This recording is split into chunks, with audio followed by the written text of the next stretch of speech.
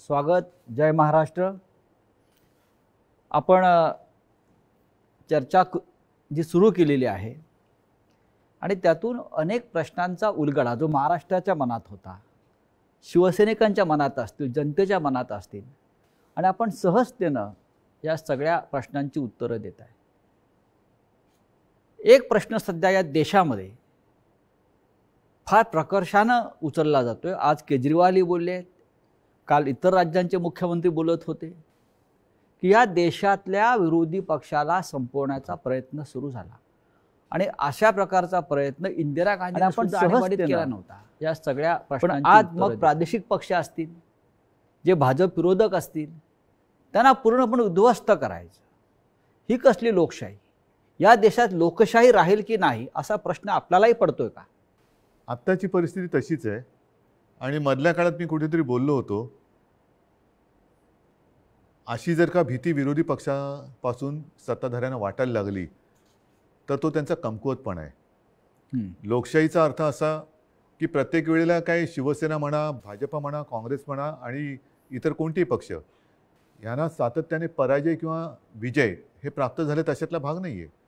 विजय होत असतात, पराजय होत असतात, परत विजय होत असतात, नवीन पक्ष उदयाला येत असतात, तेही काही काळ चमकून जातात. पण हीच तर लोकशाहीची एक वेगळी गंमत आहे. तुम्हाला सगळं तुमच्या बुडाखाली ठेवण्याची जेव्हा एक महत्त्वाकांक्षा, राक्षसी महत्त्वाकांक्षा येते, तेव्हा विरोधी पक्षाकडनं तुम्हाला भीती वाटायला लागते.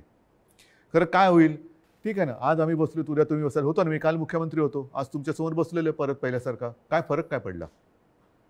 फरक काय पडला? सत्ता येते, सत्ता जाते, सत्ता परत येते. जे वाजपेयी म्हणाले होते, सरकार आती है जाती है लेकिन देश रहना चाहिए. तो देश राहण्यासाठी म्हणून जर का आपण सगळ्या पक्षांनी मिळून काम नाही केलं तर आपणच आपल्या देशाचे शत्रू आहोत.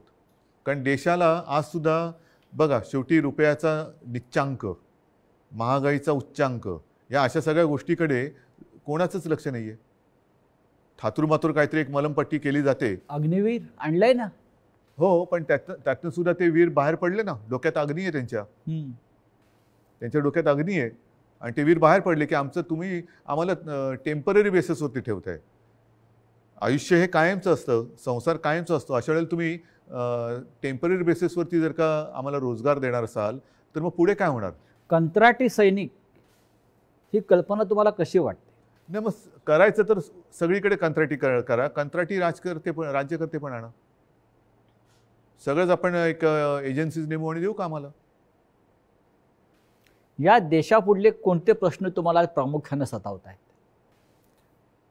लोकशाही संकटात आहे, न्यायालयांवरती दबाव आहे, केंद्रीय तपास यंत्रणांचा गैरवापर होतो आहे.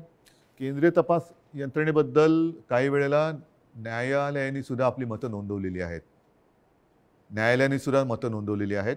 आजकालच मला वाटतं दिल्लीच्या मुख्यमंत्र्यांनी सांगितले की त्यांच्या एका महत्त्वाच्या नेत्याला मनीष सिसोदियाला अटक होण्याची शक्यता आहे.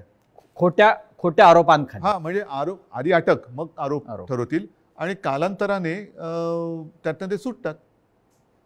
पण तोपर्यंत त्यांचं आयुष्य तुम्ही बर्बाद केलेलं असतं. असं कोणाचं आयुष्य बर्बाद करून कोणाला सुख लाभत असेल असं मला नाही वाटत. म्हणजे अशी लोक कधी सुखात राहू शकतील आणि शकतात याच्यावरती माझा विश्वास नाही आहे. त्याच्यामुळे ठीक आहे ना, लोकशाही आहे, तुम्ही काय बोलायचं ते बोला, आम्ही काय. पण आत्ता ज्या पद्धतीने बदनामीकरण चाललेलं आहे, हे बदनामीकरण फार घाणेरडे आणि अश्लाघ्य भाषेत आणि विकृत पद्धतीने चाललेलं आहे. हे लाभणारं नाही आहे कोणाला.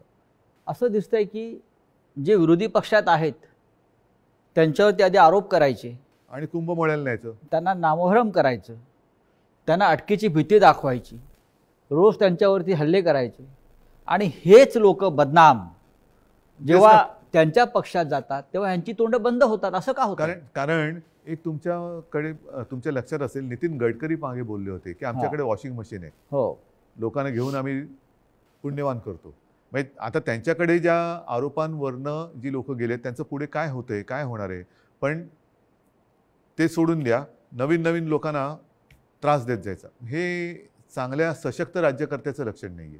कारण शिवसेनेतलेच काही लोक ज्यांच्यावर 1 महिन्यापर्यंत हे तुरुंगात 24 तासात जातील, हे फासावर जातील, असे जेव्हा आरोप होत होते आणि तेच लोक तिथे जाऊन तुमच्यावरती आरोप होत आहेत, तुम्हाला सुद्धा ते अटक करणार असं एक वातावरण नक्कीच. निर्माण केलं जाते.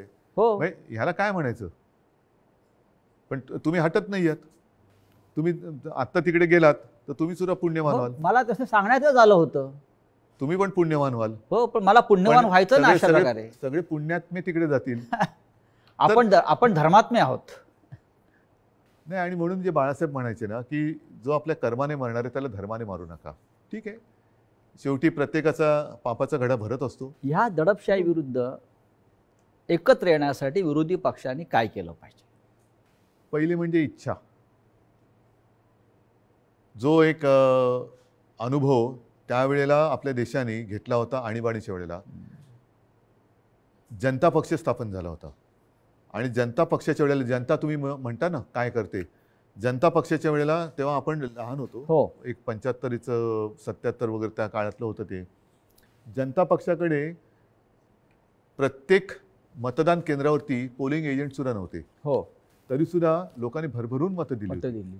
त्यावेळेला हम्म. सर्व थरातील लोक, साहित्यिक असतील, सगळे असतील, हो. हे बाहेर पडून आवाज उठवला होता. जनता पक्ष सत्तेवर आला आणि आपापसात भांडून स्वतःचं सरकार स्वतः पाडून टाकलं. त्याच्यामुळे एक इच्छाशक्ती पाहिजे की समजा जर का एकत्र यायचं झालं तर कोणीही पदांवरनं भांडणार नाही, कोणी पदांवरनं भांडायचं नाही.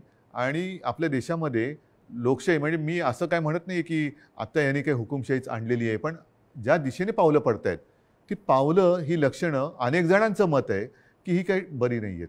पण ही इच्छाशक्ती जी आपण म्हणताय ती उद्धव ठाकरे एक प्रमुख विरोधी पक्षाचे नेते, आजचे शिवसेना प्रमुख, शिवसेना पक्ष प्रमुख म्हणून तुमच्याकडे आज आहे का?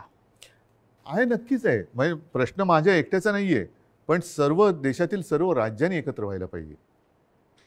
आणि माझं तर म्हणणं आहे की भारतीय जनता पक्षाने सुद्धा अधिक शत्रू न वाढवता एक ज्याला आपण आरोग्यदायी राजकारण म्हणतो आपण, Healthy. एक चांगलं हेल्दी पॉलिटिक्स असं करावं. ठीक आहे ना, कोण विरोधी पक्षात असेल, आम्ही तर मित्रच होतो. 25-30 वर्ष आपण त्यांची सोबतीच होतो. तरीसुद्धा 2014ला त्यांनी युती तोडली होती.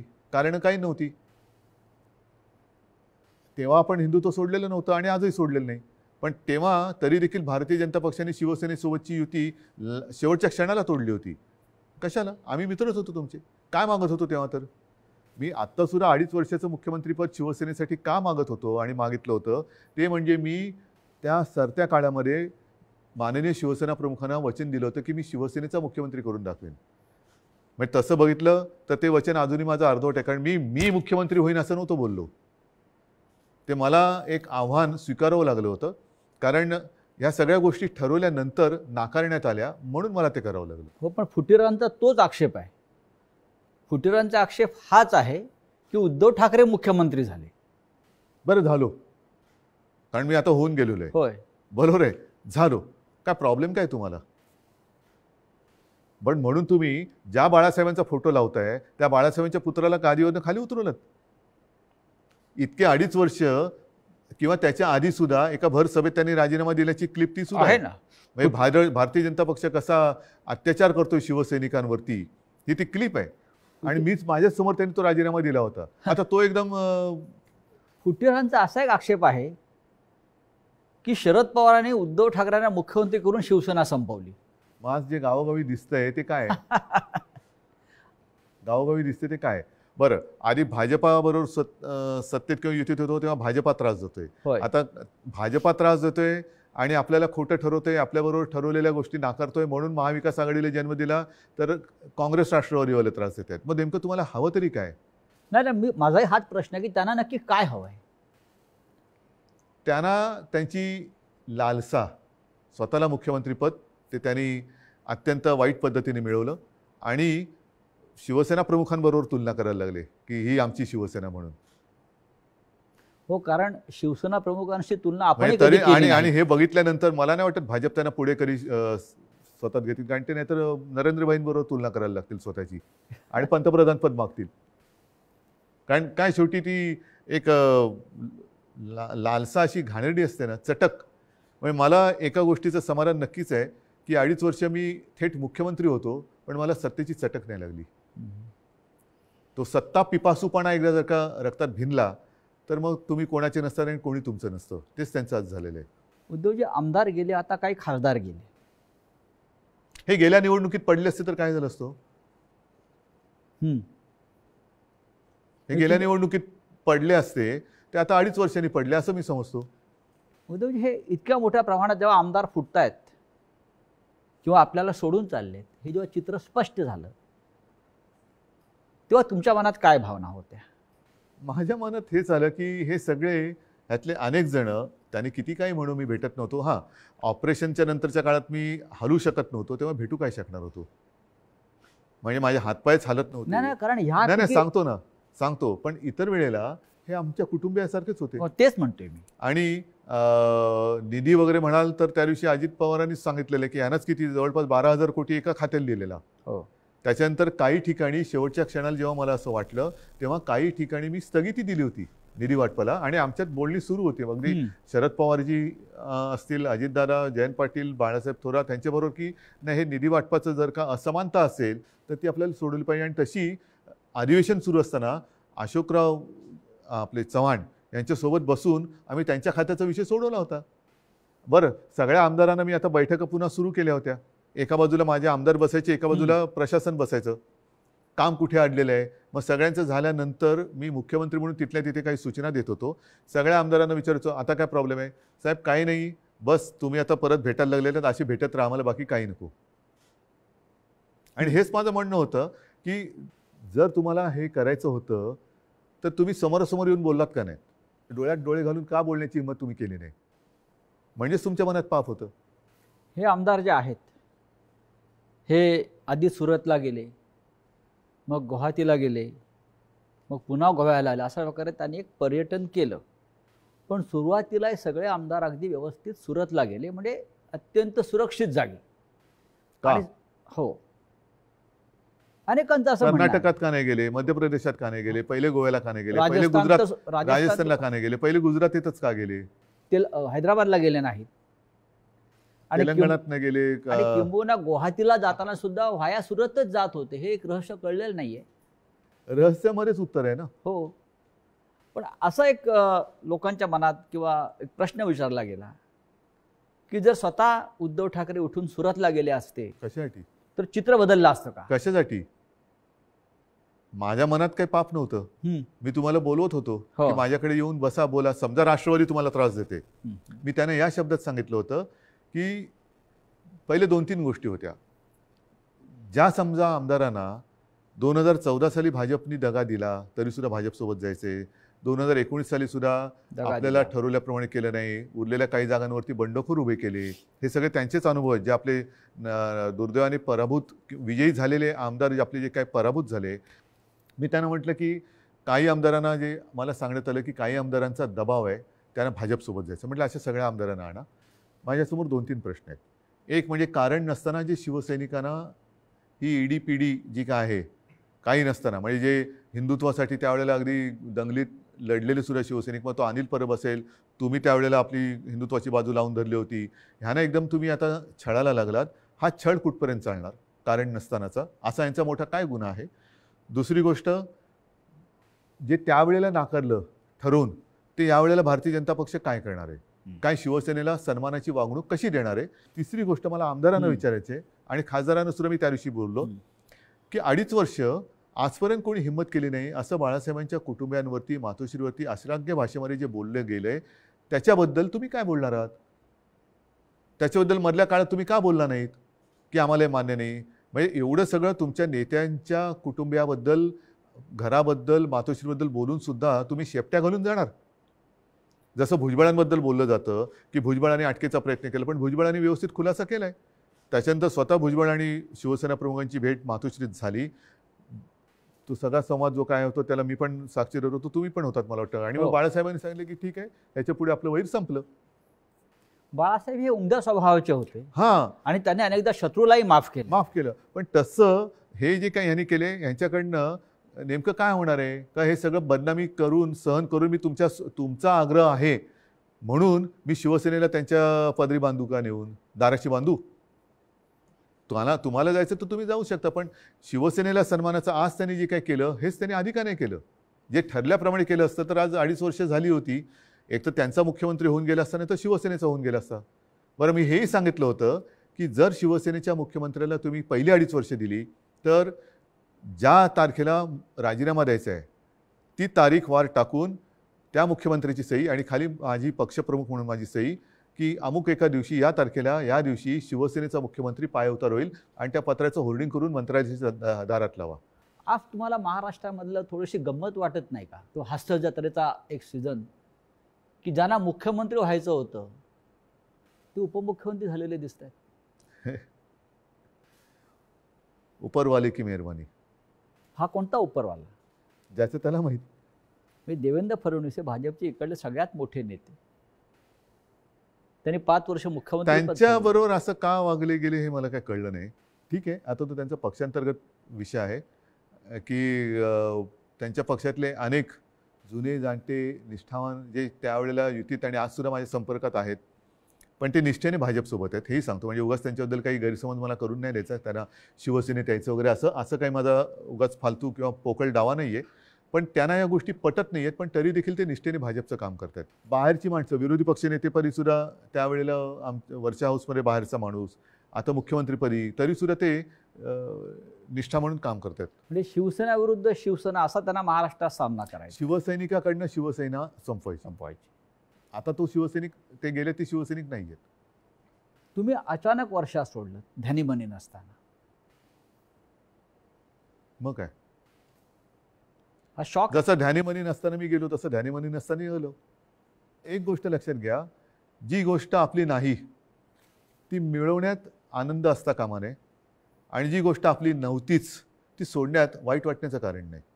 पण आपण जी माणसं आपली नव्हती ती सोडून गेली त्याच्यात वाईट वाटण्याचं कारण नाही, असंच मी म्हणेन. आम्ही त्यांना मानत होतो आपलं. आपण जेव्हा मुख्यमंत्री पदावरून पाय उतार झाला, म्हणजे दूरदर्शनवरून लाईव्ह आपण सांगितलं की मी वर्षाही सोडतोय, मी मुख्यमंत्रीपदी सोडतोय, आणि आपण जेव्हा निघालात तेव्हा महाराष्ट्राच्या डोळ्यात अश्रू होते.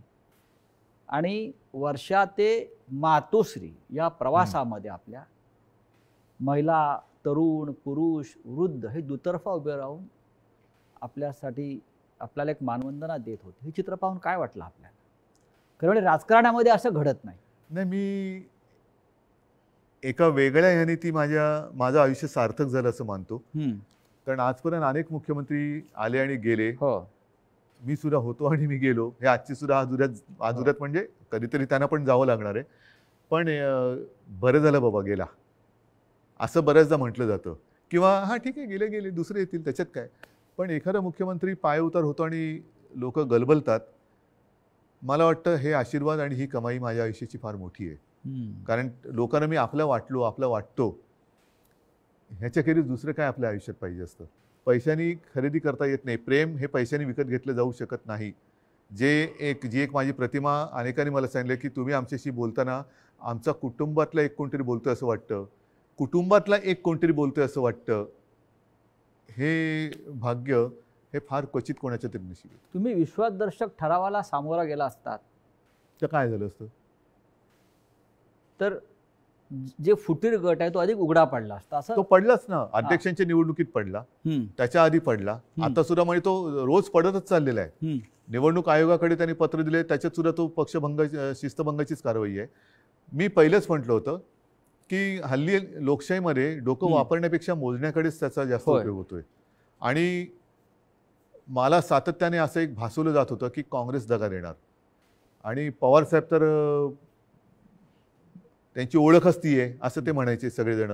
ते बघा पवार साहेब, आता माझ्याच लोकांनी मला दगा दिला आणि मग किती लोक माझ्यासोबत आणि माझ्या विरुद्ध, माझ्या माणसाने एकाने जरी माझ्या विरुद्ध मत व्यक्त केलं सभागृहात तरी ते मला लज्जास्पद होतं. पण थोडंसं काय त्यांनी येऊन नीट सांगितलं असतं ना तर हे सन्मानाने केलं असतं. अगदी शेवटच्या काळात सुद्धा मी यांना म्हटलं होतं विश्वासघातक्यांना की तुम्हाला मुख्यमंत्री व्हायचे का? ठीक आहे ना, आपण बोलू. काँग्रेस राष्ट्रवादीशी मी बोलतोय. भाजपासोबत जाऊन व्हायचे का? तर ह्या 2-3 प्रश्नाची मला भाजपाकडनं उत्तरं मिळू द्या. ठीक आहे, आपण काँग्रेस राष्ट्रवादीला जाऊन सांगू. झालं तेवढं खूप झालं. माझी लोक तुमच्यासोबत काय आनंदाने राहायला तयार नाही आहेत. पण तेवढी हिंमत नव्हती, कारण कारणच नाही येत ना काही. म्हणजे रोज वेगळं कारण येते. म्हणजे तुमची मुख्यमंत्रीपद सोडण्याची तयारी होती? माझी स्वीकारण्याचीच तयारी नव्हती, पण त्या काळात ते काही जिद्दीने मी केलं. मी इच्छेने मुख्यमंत्री नाही झालो, मी जिद्दीवरती झालो, आणि जिद्दीवरती मी जो काय 2.5 वर्षाचा कालखंड आहे तो मी माझ्या परीने केला. उद्धवजी, तुम्ही 2.5 वर्ष राज्याचा कारभार केला, तुम्ही एक सरकार चालवलं. आजच्या नव्या सरकारकडे तुम्ही कसं काय पाहता? सरकार स्थापन झाल्यानंतर याच्यावरती बोलण्यात काहीतरी अर्थ आहे. अजून सरकार स्थापन झालं नाही? ते हम दो एक कमरे में बंद हो असंच आहे ना सरकार. और चाबी खो जाए, चाबी वरनं जेव्हा उघडतील तेव्हा मंत्रिमंडळाचा विस्तार होईल. पण तुम्ही 16 आमदारांना नाही, मला एवढंच आहे की अपात्रतेची तलवार आहेच ती. मला त्याच्याबद्दल बोलायचं नाही, कारण ते प्रकरण आता कोर्टात आहे. अनेक घटना तज्ञांच्या मताप्रमाणे काय होणार हे लोकांना कळलेलं आहे, कारण तो जो कायदा होता त्या कायद्यात स्वच्छ आणि स्पष्ट आहे. आणि मला नाही वाटत की अजूनही घटनाबाह्य कृत्य आपल्या देशात करण्याची कोणाची हिंमत असेल. त्याच्यामुळे मला न्यायालयात जे काय होईल ते होणारच आहे, पण त्याच्यामुळे मला त्याच्यावरती जास्त काय बोलायचं नाही आहे. मात्र एक सांगतो की आत्ताचे जे काय ते पूर्वी देवानंदचा पिक्चर होता हम दोनो, असे काय काय दोनोवरनं बरंच काय एक दुजे केली आहे, नाही ते खूप काय काय आहेत. पण त्यांनी जी निर्णयाला स्थगिती देण्याची एक घाई केलेली आहे, आणि काय काय निर्णय जसं आरे कारशेड, माझं पुन्हा पुन्हा एकच म्हणणं आहे की माझ्यावरचा राग तुम्ही मुंबईवरती काढू नका. मुंबईचं पर्यावरणाला घात होईल असं काही करू नका.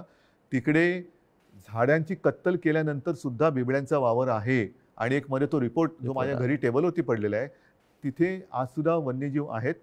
तुम्ही तिथे सोडून जिकडे ओसाड जागा आहे कांजूरची, ही ओसाड आहे जागा, त्या ओसाड जागी जर का ते केलं तर हीच मेट्रो आपल्याला अधिक लोकसंख्येसाठी वापरता येईल. आज ना उद्या ह्याला पुन्हा कांजूरला हात घालावा लागणारच आहे.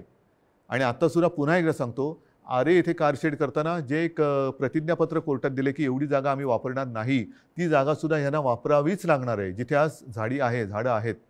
तर केवळ तुमच्या हट्टापायी कृपा करा, मुंबईचा घात करू नका, मुंबईचा घात करू नका. कारण मग मला असं म्हणावं लागेल की हे मुंबईच्या बाहेरचे असल्यामुळे यांना मुंबईबद्दल प्रेम नाही की काय. महाराष्ट्र हा माझा आहे, महाराष्ट्र आपला आहे, मुख्यमंत्री महाराष्ट्राचा असतो, तो केवळ मुंबई, ठाणे किंवा नागपूरचा नसतो. मी मुख्यमंत्री असताना एक गोष्टीबद्दल मला नक्की समाधान आहे की जिथे जिथे शक्य आहे तिथे तिथे मी वन वाढवलेलं आहे. अगदी मुंबईत सुद्धा 800 एकर जंगल मी घोषित केलेलं आहे. अनेक रिझर्व्ह फॉरेस्ट मी घोषित केलेले, आणखीन काही येत्या काही काळात व्हायचे होते. तर शेवटी पर्यावरण हे महत्त्वाचं आहे, कारण पर्यावरण संपलं तर मग आपल्याला ऑक्सिजन. आपण आता एक फार महत्त्वाचा मुद्दा मांडला की मुंबईचा घात करू नका. पण या सगळ्या अलीकडच्या राजकारणामागे 1 महिन्यातल्या मुंबईचाच घात करण्याची योजना आपल्याला दिसते आहे का? शिवसेनेचा जो पगडा मुंबईवर आहे, एक मराठी माणूस आहे, तो ठसा पुसायचा आहे, तर घात हा इथे होऊ शकतो का? नक्कीच ते त्यांचं जुनं स्वप्न आहे. आणि मी मागे म्हटलं होतं की जसा रावणाचा जीव हा बेंबीत, तसा ह्या राज्यकर्त्यांचा जीव मुंबईत. असा हा प्रकार विचित्र आहे. दिल्ली मिळाली तरी मुंबई पाहिजे. आता खरं म्हटलं तर त्यावेळेला जी युती झाली होती ते शिवसेना प्रमुखांचं एक वाक्य आहे, तुम्ही देश सांभाळा, मी महाराष्ट्र सांभाळतो. पण तुम्ही देशात तर आम्हाला पसरू देतच नाहीत, आणि तशी आपली काय दिल्ली लाल किल्ल्यावरती जाऊन भाषण करण्याची वगैरे काय आपली इच्छा नाही. पण निदान महाराष्ट्रामध्ये आणि मुंबईमध्ये सुद्धा तुम्ही आम्हाला जागा देणार नसाल तर मग युतीतला अर्थ काय? मुंबईचं भविष्य काय या वातावरणात? मराठी माणूस नाही, मुंबईमध्ये मुंबईकर सुद्धा, कारण उद्याच्या महानगरपालिकेच्या निवडणुका ज्या कोणत्या क्षणी जाहीर होतील त्या झाल्या पाहिजेत. मी तर म्हणेन मुंबई, आज जो मुंबईवर भगवा फडकलेला आहे मराठी माणसाचा, त्याच्याविषयी शंका निर्माण करण्यात आलेल्या आहेत की शिवसेनेचा पराभव आम्ही करू. तर सोडा, अशा अनेकांनी म्हटलं होतं की या निवडणुकीनंतर शिवसेना राहणार नाही वगैरे, सगळे झालेले आतापर्यंत. पण मुंबईमध्ये आता मुंबईकर म्हणून सगळे एकत्र झालेत. जो ह्यांनी त्यावेळेला हिंदुत्वमध्ये फोडाफोडी करण्याचा प्रयत्न केला होता, अमराठी, ते सुद्धा आता मला येऊन भेटतायत. मराठी माणसांमध्ये ही फूट पडण्याचा हा प्रयत्न त्यांनी केला होता, आज सुद्धा करतायत. ती मराठी माणसं एकवटलेली आहेत. तमाम मुंबईकर आज निवडणुकांची वाट बघतोय, आणि माझं मत आहे लवकरात लवकर निवडणुका घ्याव्यात. केवळ मुंबईच्या नाहीत, राज्याच्या विधानसभेच्या घ्याव्यात. शिवसेनेचा मुख्यमंत्री परत होईल का नाही होणार? का नाही होणार? आणि तो जर करायचा नसेल तर मग माझ्या लढाईला काय अर्थ आहे? माझं जे शिवसेना प्रमुखांना वचन आहे ते आजही कायम आहे. शिवसेनेचा मुख्यमंत्री, मी तर शिवसेनेचाच आहे, मी पक्षप्रमुख आहे, होय. पण माझा हेतू तो नव्हता. मी मुख्यमंत्री होईन नाही मी बोललो. आणि वचन पूर्ण केल्यानंतर सुद्धा मी काय दुकान बंद करून बसेन? शिवसेना मला वाढवायची आहे आणि ती जर का वाढवण्याचा प्रयत्न मी सोडणार असेल तर मग मी कशाला पक्षप्रमुख? आज राज्यातलं वातावरण काय म्हणतंय? राज्यातलं वातावरण आज ढवळून निघतंय. आज आदित्यचे होय. तुम्ही दौरे बघतात, गेल्या 3 दिवसापासून आदित्य प्रचंड दौऱ्यावर आहे. प्रचंड गर्दी उसळते आहे. सगळीकडे हीच चर्चा आहे की यांना धडा शिकवायचा. आपण कधी बाहेर पडताय? मी साधारणतः ऑगस्टमध्ये बाहेर पडणार. ह्याचं कारण असं की गेल्या आठवड्यामध्ये मी एक जिल्हा प्रमुखांना काही सूचना दिलेल्या आहेत. जास्तीत जास्त सदस्य नोंदणी, त्याच्यानंतर सक्रिय कार्यकर्त्यांची नोंदणी ही मोठ्या प्रमाणावरती आता चालू आहे. त्याच्यामध्ये आता जसं आदित्य फिरतोय, ठीक आहे, आदित्य तर एक एक टप्प्याने जातोय, पण जेव्हा राज्यामध्ये मी फिरायला लागेन तेव्हा सगळे नेते माझ्यासोबत फिरतील. मग अख्खं राज्याचा जो काही दौरा होईल त्याच्यामध्ये ह्या लोकांना त्या दौऱ्यात येण्यासाठी ही कामं सोडावी लागतील. म्हणून मी तेवढ्यासाठी थांबलोय की एकदा हे होऊ द्या, मग मी बाहेर पडणार. पुन्हा शिवसेनेचं तुफान या महाराष्ट्रात निर्माण होईल. करावंच लागेल आणि ते आहेच. तुफान आहेच. लोकांच्या मनामध्ये तुफान आहे, लोकांच्या हृदयामध्ये तुफान आहे. उद्धवजी, आपण स्टुडिओमध्ये आलात, सामनासाठी एक अपेक्षित आणि लोकांना हवी असलेली मुलाखत आपण दिली. त्याबद्दल मी महाराष्ट्राच्या जनतेच्या वतीनं आपला आभारी आहे.